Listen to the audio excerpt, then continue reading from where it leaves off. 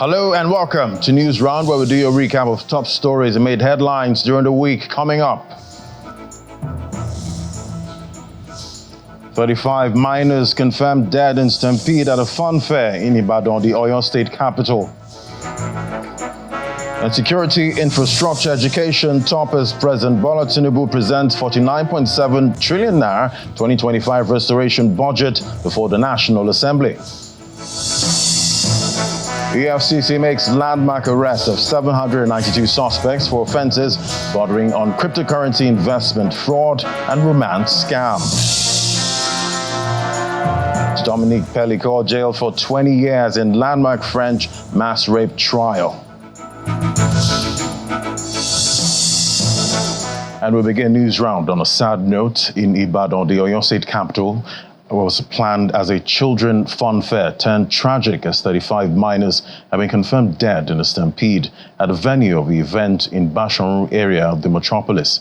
The ill-fated event, said to have been organized by a former queen in collaboration with a popular radio station, which was held at the open field of Islamic High School, Ibadan.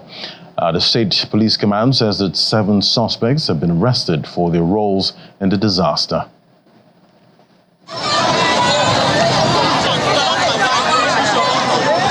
The Islamic High School, located in the Orita Basharun area of Ibadan, the Oyo State capital. Wednesday, December 18, 2024, is a day many will remember for the wrong reasons. A day that 35 miners died in a stampede at an ill-fated fun fair organized for children. The venue is said to have been designed to accommodate 5,000 people. Sadly, over 7,000 turned up. Shoes and clothes of different sizes litter the premises as some parents search for their wards after the stampede, just as an ambulance rushes some of the injured to the hospital.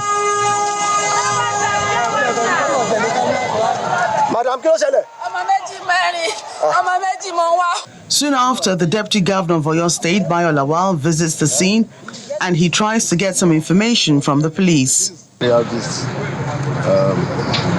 sort of a thing without alerting the security agencies around. Madam, is that what you're saying? So, do you know names of the organizers?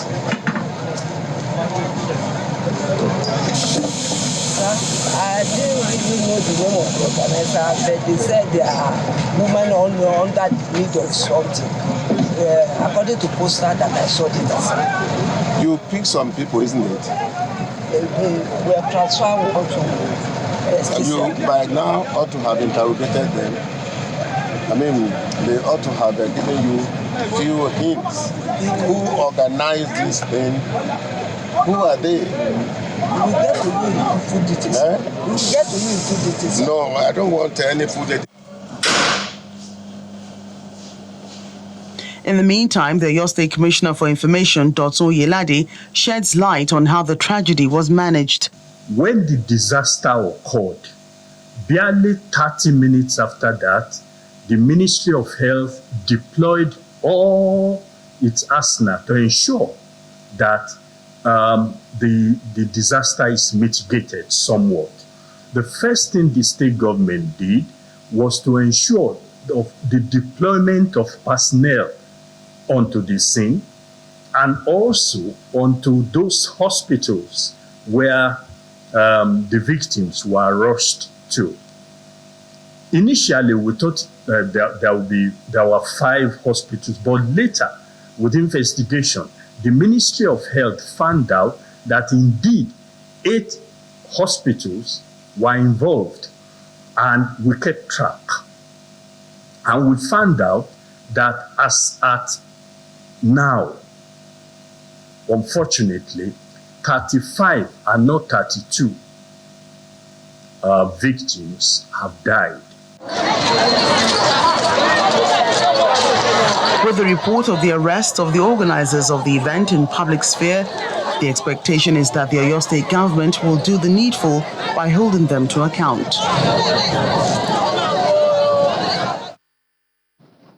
And President Bola Tinubu has presented the 2025 appropriation bill to a joint session of a National Assembly for approval. The budget, tagged Budget of Restoration, Securing Peace and Rebuilding Prosperity, has a total size of 49.7 trillion naira. According to the president, the budget will change the trajectory of the Nigerian economy and impact greatly on Nigerians. The Green Chamber is hosting the presentation of the 2025 budget, and lawmakers start plenary by holding a closed-door session.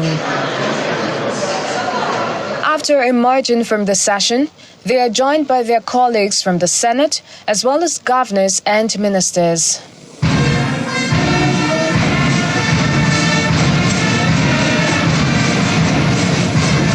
The lawmakers then receive President Bola Tinubu into the chamber for the budget presentation.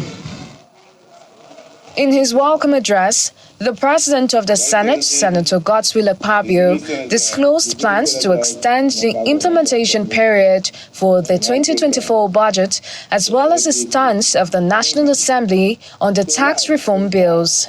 We have noted the 2024 budget performance of about 50% for capital expenditure and about 48% for recurring expenses.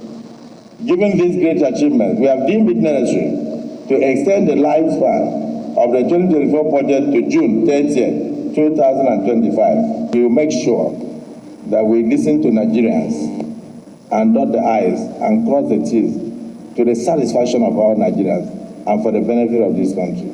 We will not kill any reform that you bring forward that will change the future of this country.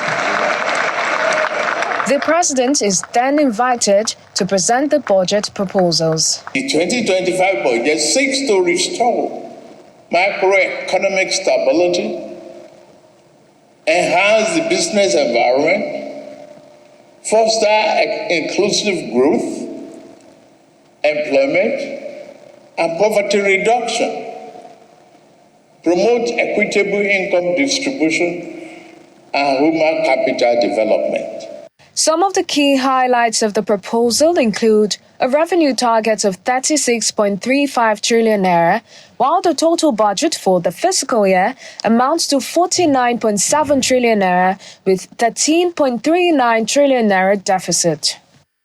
Furthermore, the key economic targets of the budget include reducing inflation from 34.6% to 15%, improving the exchange rate from 1,700 naira to 1,500 naira to a dollar. A breakdown of the sectorial allocations reveal that defense and security is getting the largest allocation with 4.91 trillion naira, while 4.06 trillion naira is allocated for infrastructure.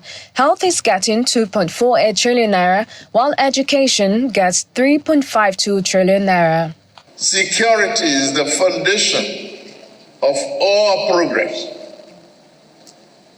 We have significantly increased the funding for the military, paramilitary, and police forces to secure the nation, protect our borders, and consolidate government control over every inch of our national territory. The president then proceeds to lay the budget.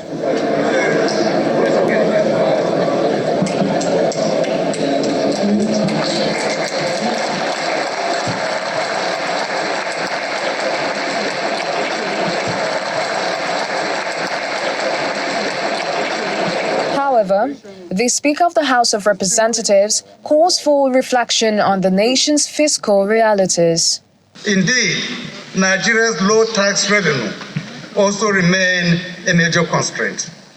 Our tax to GDP ratio, currently at approximately 10.9% for 2024, is among the lowest in Africa, significantly below the continental average of 15.6%. In comparison, South Africa's tax to GDP ratio stands at 25.4%, while Rwanda and Ghana, with more smaller populations, report ratios of 15.1% and 14.1% respectively. While there is the adoption of speed for the passage of the budget, one thing on the hearts of many Nigerians is, will this bill be given the needed attention and thoroughly scrutinized by these lawmakers? From the National Assembly, Kumbi Aboluade, reporting for Channels Television. And the Economic and Financial Crimes Commission, EFCC, has announced a landmark arrests of a total number of 792 suspects in one fell swoop for offences bordering on cryptocurrency investment fraud and romance scam. According to Wuja, among the foreigners arrested, 148 Chinese, 40 Filipinos, two Kazakhstanis, one Pakistani, and one Indonesian. Investigation established that the foreign nationals used that facility, the building I'm talking about, that is located at number 7 July Street, which anybody can mistake for the corporate headquarters of a financial institution. They used that building to train young Nigerians in the art of initiating romance and investment scam. And also, they use the identities of these Nigerians to perpetrate criminal activities. Indeed, all the floors in that building, 7-story building, all the floors are equipped with computers and other state-of-the-art gadgets. On the 5th floor of that building alone, we were able to recover 500 SIM cards of various local telcos. These were procured by these foreigners and given to Nigerians to use in cybercrime activities.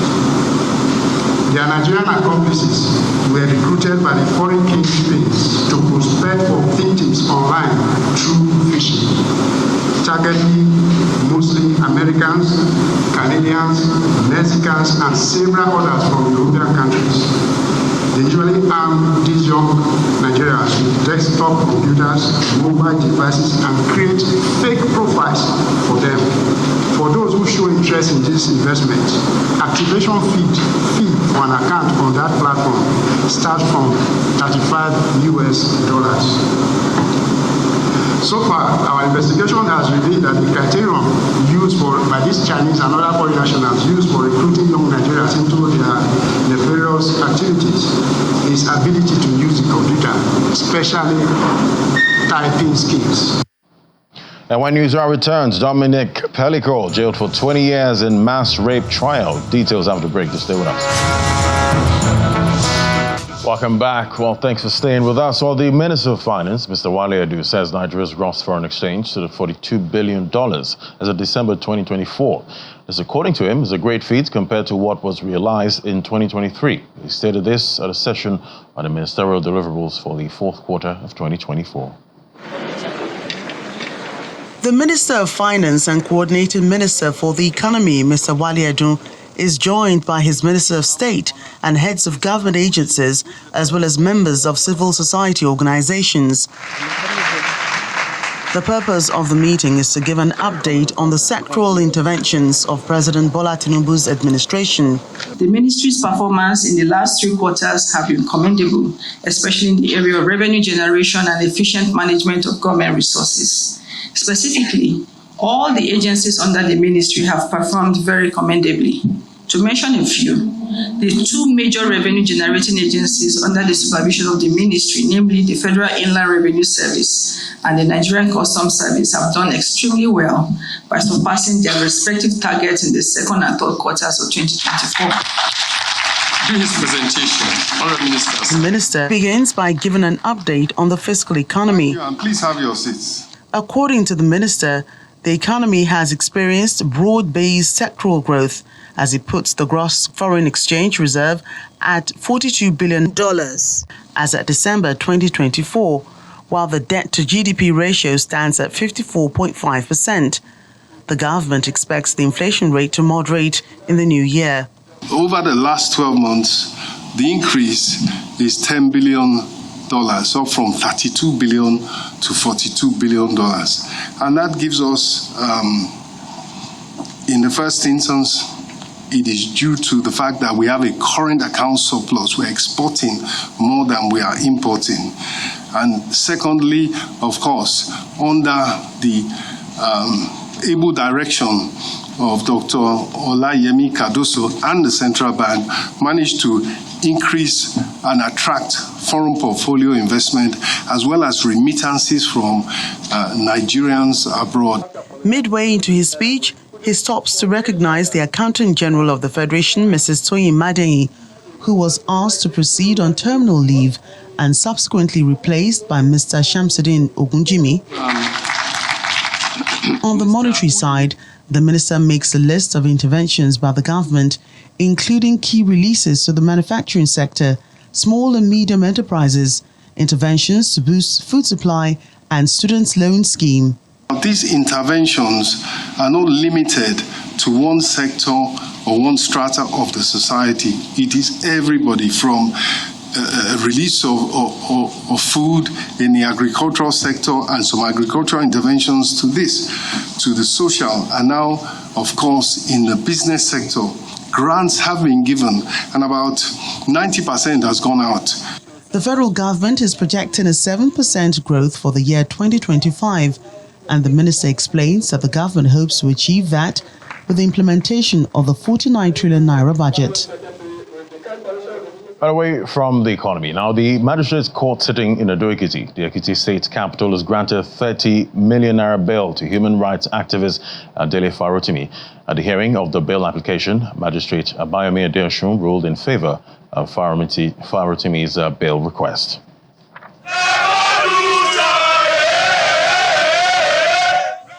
Loyalist of Lagos-based lawyer Dele Farotimi thronged the premises of the Ado-Ekiti Magistrate Court, singing solidarity songs and calling for his release.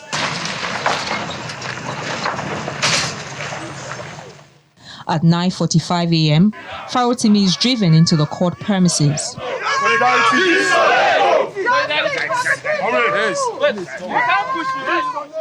When the proceedings commenced, Magistrate Abayomi Adeosun ruled on the appearance of the lead counsel for the defendant, Senior Advocate of Nigeria, Adeyinka Olumide Fushika, citing Section 9 of the Magistrates Court Law 2014 and other judicial precedents, particularly the decision of the appeal court in the case between Abiodun Bamigboye and the Commissioner of Police. The magistrate held that defendants have a right to counsel of their choice, with the exception being that senior advocates of Nigeria have no right of audience before a magistrate court. The court moved on to the bail application and noted that despite the objections of the police prosecutor, the offense was ordinarily bailable. The prosecutor, Sam Musubu, had submitted that Farotimi is a flight risk. The magistrate dismissed this objection and granted the defendant bail. As part of the bail conditions, Farotimi is to provide a bail bond in the sum of 30 million naira. He must also have two responsible sureties, one of whom shall be a property owner within the jurisdiction of the court. The court also barred Farotimi from granting media interviews or making comments on the issue, pending the determination of the substantive suit. He is also to submit his international passport to the court, or a document from the registrar of the Federal High Court at Ado-Ekiti, which he claims already has custody of his passport. The court has granted him bail. It is his constitutional right, and whatever the conditions are, we believe that by the grace of God, we will fulfill that condition. If we are unable to fulfill the condition, the law has also made provision for what we ought to do, and we shall abide by it. I just want to comment briefly on the noise around the court. Whoever might have organized that noise around the court is not helping that defendant. It's not helping them at all. And they are not aware of the facts of this case. The allegations against the defendant is that he has scandalized not only Chief Afe Babalola, the Senior Advocate of Nigeria, but also the entire judiciary. So it's a heavy allegation against him. Meanwhile, supporters on both sides have also reacted to the bail ruling, with the national coordinator of the Obedience Movement, Tanko Inusa, disclosing that the presidential candidate of the Labour Party in the 2023 elections, Peter Obi, has offered to assist Farotimi with meeting the bail conditions. He offered to take Dele Farotimi on bail, on the bail condition that's been provided. And he wants to thank all our courts and all the people concerned on this particular matter. His concern is majorly the situation to be resolved amicably in the interest of all of our people and Nigeria, and then the legal system particularly. Further proceedings in the matter has been adjourned till February 13, 2025. Shola Shoyele, Channels Television News. And still in the courts, Justice Marianne Aneni of the Federal Capital Territory High Court Abuja has granted former Governor Yahaya Bello of Kogi State bail in a sum of 500 million naira with the three sureties in like sum. Delivering the ruling, Justice Aneni acknowledged that the offence Mr. Bello was charged with is bailable. The immediate past governor of Kogi State, Mr. Yahaya Bello, arrives at the Federal Capital Territory High Court Abuja for hearing on his fresh bail application. Justice Marianne Aneni had on December 10 refused the former governor's bail application, saying it was filed prematurely on the ground that he was neither in custody nor before the court.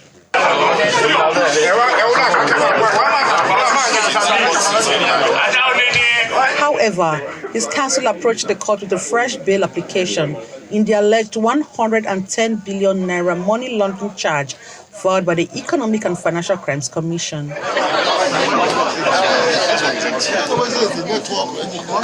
At the day's proceedings, the counsel for the former governor, Mr. Joseph Daudu, informed the court that there is understanding between the defense and prosecuting team to ensure speedy trial.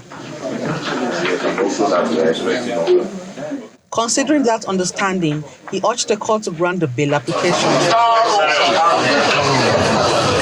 In accordance with the rules of professional conduct, the EFCC counsel acknowledged the understanding and pledged to expedite the trial. The defense counsel also requests that the bail conditions be reviewed, including the location of properties.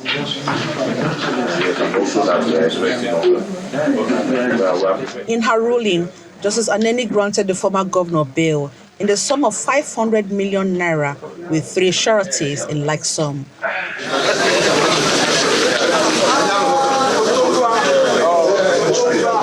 The sureties must be notable Nigerians with landed property in Maitama, Jabi, Utako, Apo, Guzape, Gariki, and Asokoro.